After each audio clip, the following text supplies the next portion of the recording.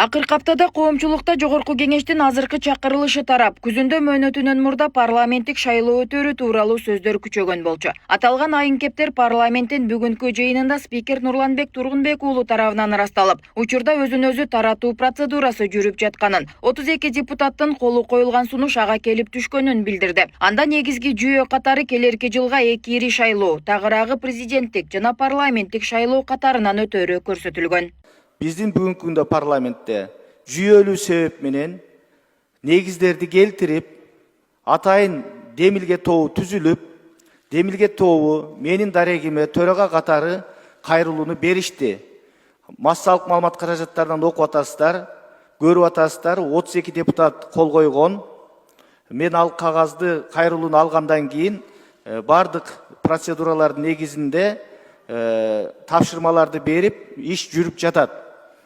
Мен ошол демилгечи топтун жүйөлөрүн, негиздерин толук окуп чыктым, тааныштым.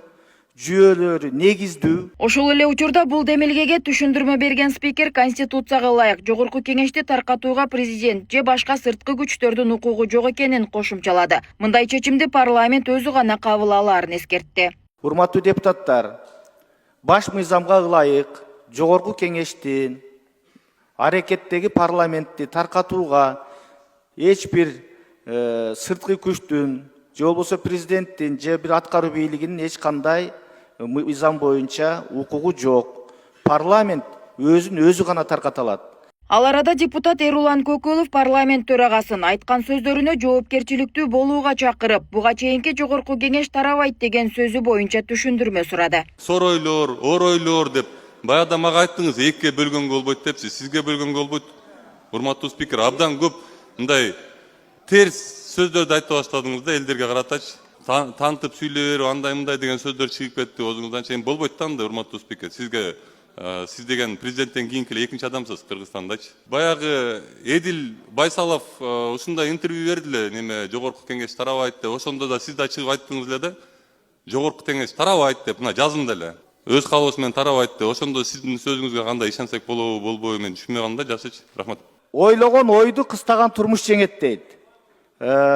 Ал убакта биз айткан учурда, мен айткан учурда мыйзам кабыл алынган эмес. Президенттик шайлоонун датасы да белгиленген эмес. Кийин мыйзам менен бекитилди. Демек, өзгөртсө болот. Бул жашоодо өзгөрбөгөн бир гана ыйык Куран. Башкасын бардыгын шартка жараша, кырдаалга жараша өзгөртүүгө болот.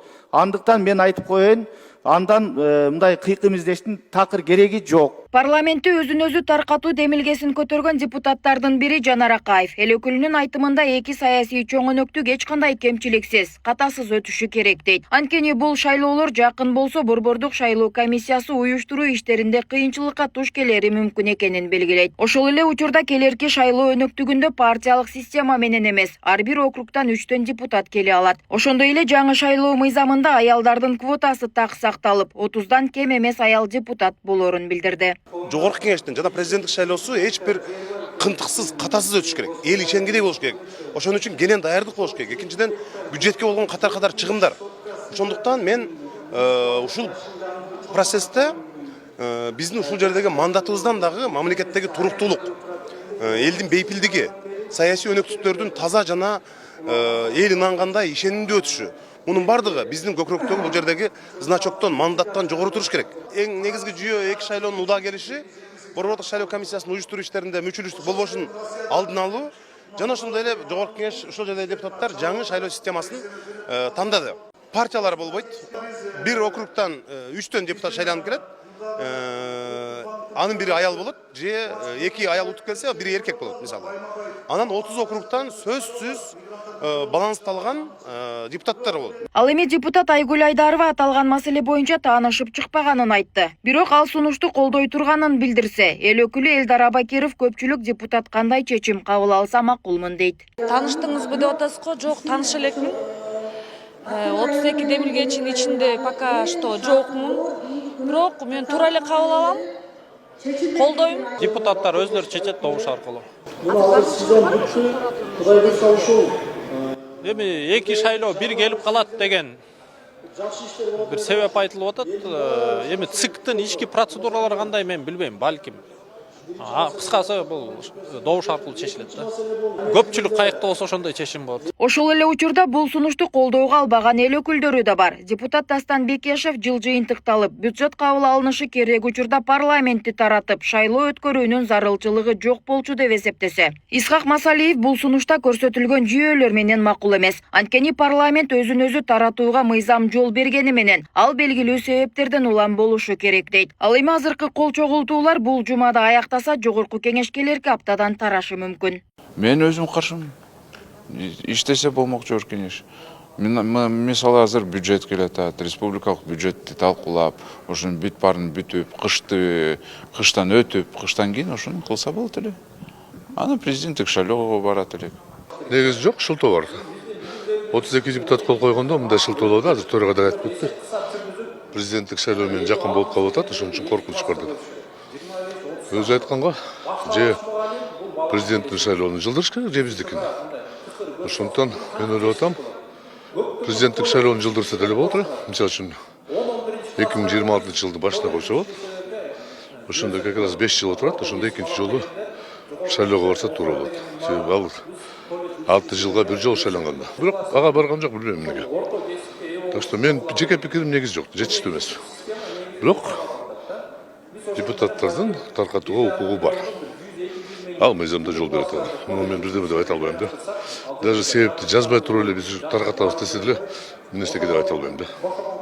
Себеби мыйзамда кайсы учурда деп айтылбайт да. Бирок менин пикирим боюнча кризис болгон учурда, эгерде аткара албай калса, иштей албай калганда, же өзгөчө кырдаал болгондо, анда может быть ошондой барсак болот. А так жөндөн эле мен кетем деген, кетсе кете берсин, арыз жазып. Тизмеде башкалар бар да.